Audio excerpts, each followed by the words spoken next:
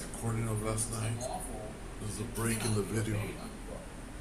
Defense Secretary Pete Hegseth refers to JAGs in his book as jag-offs, saying that JAGs put their own priorities, quote, in front of having the backs of those from the tough calls on the front line.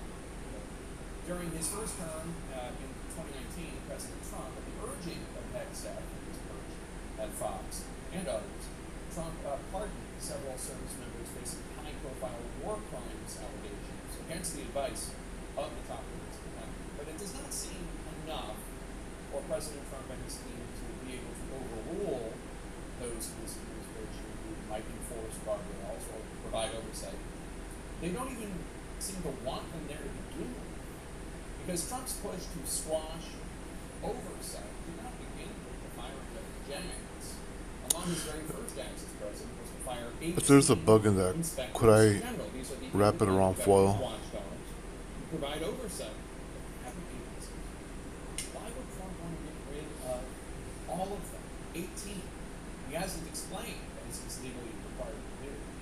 What would those inspectors I'm gonna put it at 16x fast forward. About the ethics and the legality of the mass firing this morning? We don't know. They were fired first, including those from the crimes analysis at 11 federal agencies, with more than 32 continuing investigations, pending complaints, or enforcement actions into companies owned by Elon Musk. So what is the response to that from the head of the Office on Governmental Ethics, which monitors financial conflicts? The video broke again. Well, we don't know, because Trump fired him earlier this month, starting the sense of independence in the Trump administration does not seem to be valued. In fact, it seems to be denigrated. On Tuesday, Trump signed a far-reaching executive order expanding the White House powers over supposedly independent agencies, the Securities and Exchange Commission, the Federal Trade Commission, and the Federal Election Commission. These are areas of Congress intended to not be under direct presidential control. Given the compliant nature of the legislative branch, and thus the so-called oversight committees, and yes, Senator Grassley, I remember when you cared about Inspector General. One has to ask, what is the end game here when it comes to this Trump effort to remove watchdogs, to prevent them from doing their jobs? What does he not want you, the American people, what does he want you to not know about what's going on in the government? The clock is ticking for tens of thousands of federal workers to respond to a new ultimatum from Elon Musk. Reply to an email or lose your job. Over the weekend, the world's richest man firing off a post saying all federal employees must respond to an email detailing what they got done last week. Failing to respond by midnight tonight will be taken as a resignation. The deadline comes as 2,000 USAID workers were laid off Sunday night, and the vast majority of remaining full-time staffers at the agency were told they're now being placed on administrative leave. The move's getting the full support of President Trump, who hailed the actions against USAID at a gathering of his supporters over the weekend. Hey, it's your Sandman here. Down here. I bet you didn't know getting rid of your old mattress was so easy. Your retailer can pick it up when they deliver your new one. Drop it off at a participating Bye-Bye mattress location, or contact your city about curbside pickup. Then your old mattress may be recycled into lots of new, useful things. It's like a big old swipe right for the earth. Visit buyebuymattress.com for details.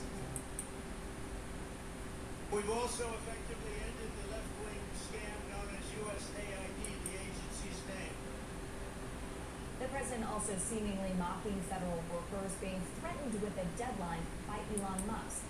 President Trump sent out this meme starring SpongeBob SquarePants, implying the responses from workers justifying their jobs might include things like crying about Trump or reading some emails. But now some senators in his own party seem to be pushing back against the moves from Musk. Alaska Senator Lisa Murkowski calling out Musk on social media, saying he should learn about the jobs he's trying to cut, adding, quote, "Our public workforce deserves to be treated with dignity and respect for the jobs they perform. The absurd weekend email to justify their existence wasn't it." Republican Senator John Curtis of Utah echoed those thoughts. if I could say one thing to Elon Musk, it's please put a dose of compassion in this. These are real people. These are real lives. These are mortgages. It's a false narrative to say we have to cut and you have to be cruel to do it as well. We can do both. Joining me now to talk about all of this, Alex Thompson, CNN political analyst and national political reporter for Axios, Megan Hayes, former Biden White House director of message planning, and Matt Gorman, Republican strategist and former senior advisor to Tim Scott's presidential campaign. Matt, I'll start with you because we were just talking about some of the Republican pushback here.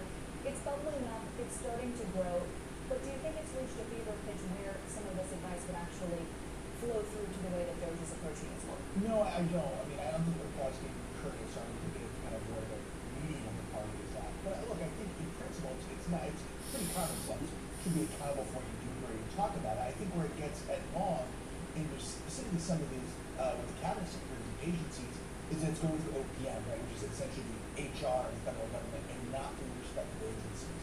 That's where I think you saw, specifically military, intel, DOD, DNI with Tulsi Gabbard, people who, again, not necessarily stretching the imagination of the Trump administration, Cash Patel at the FBI, saying, hey, hold off on responding for a little bit, or maybe we will handle that in-house. Because otherwise, if you put the wrong people, it's a little like me for the Chinese government. So I think that is kind of where you're seeing some of this kind of run a little bit. I think if you would ask a lot of these cabinet secretaries, they'd rather be the ones handling this review or this justification rather than OPM. And Megan, that's why we've seen such a disparity in the way that I'm going fast forward 16x. Already the Department of Homeland Security, the State Department, FBI, NIH, NTSB, the list goes on. It's 4:29 a.m. in the morning. We're trying to figure out A, whether you should respond to this, and B, what you actually can put in this email. So what does that tell you about if you're a federal worker? Are you just paralyzed by what's going on? I think there's a lot of chaos. I think a lot of people are feeling very chaotic. 95% of the federal government doesn't work in the DMV, so they are not living this every day and the feelings here inside the bubble. So they are getting their news from their local news and other sources, and they are not entrenched in it every day. But I will say I work at two Fortune 100 companies and been part of restructuring where we did mass layoffs. It took months to plan. There was a lot of planning that went into it. There was a lot of thought that went into how this was going to be done, the programs that were When I'm being sprayed with chemicals, keep on having to spit out the buildup of chemicals in my mouth. There's no air coming in from the outside. What the agency has, they're starting to realize they don't know what they're actually cutting. They have just got confirmed within the past couple of weeks. They don't know what they're actually cutting. They have no idea what they need and don't need. And to have Elon Musk out there just like flashing things is really irresponsible for how our government works. There's also an element of trolling here, Alex, because Elon Musk posted on social media after some of the blowback to this email saying, hey, I was just thinking that maybe some of these employees weren't actually checking their email on a weekend to boot. And I have the post up here right now. The reason this matters is that a significant number of people who are supposed to be working are doing so little work they're not checking their email at all. But certainly there's been a heavy dose of trolling on the other side too, now that this email address was made public, with people generally who don't even work for the federal government giving Elon Musk the piece of their mind. Sure. I mean, if there was any doubt about the trolling, I think the chainsaw for the bureaucracy on Saturday night was indicative of it. I can tell you, the Trump team completely unapologetic about any of this backlash. They do not care. In fact, they see the backlash as sort of evidence that they're doing the right thing. Now, the question is, does that eventually? Because I think Democrats are counting that voters want to cut government. They don't like chaos. That's what Democrats are sort of betting on. That eventually, if you are going to take a chainsaw versus a scalpel, will that eventually create a political backlash that will end up hurting congressional Republicans? Senator Curtis alluded to this a little bit, Matt, but then there's also the financial element of this. These are real people. These are real mortgages. These are livelihoods. At what point do you think that cutting hundreds of thousands of workers has an impact on the economy? And does that resonate with President Trump? It may, but I think, again, the way you talk about this in the Republicans is that the government is not immune to the same fact that feels. As Megan talked about by her age, right? These government jobs are not lifetime contracts. People understand layoffs. They understand buyouts. There I'm up now. I'm sitting on the computer, which I'm sitting now. So the recording is gonna stop out of data. Then you also get, even Jim Jordan had to say there were some mistakes made. I think that's how you correct them. But again, the fact that Amazon, Google, Stripe, Microsoft, just in the last 60 days have laid off people, and understand that, the private sector. But They they gave a lot of notice before their layoffs, and they were planning, when Meta laid off people last year, they announced layoffs months beforehand, and it was a and they planned actually thing. haven't, not that they actually.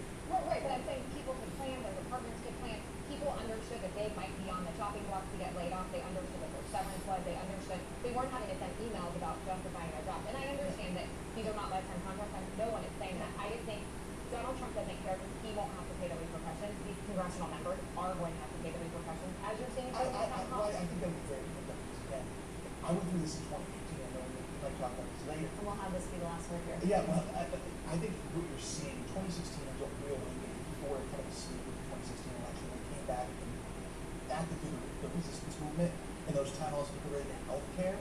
This is a little different. This is signs of fascism. That's not the people.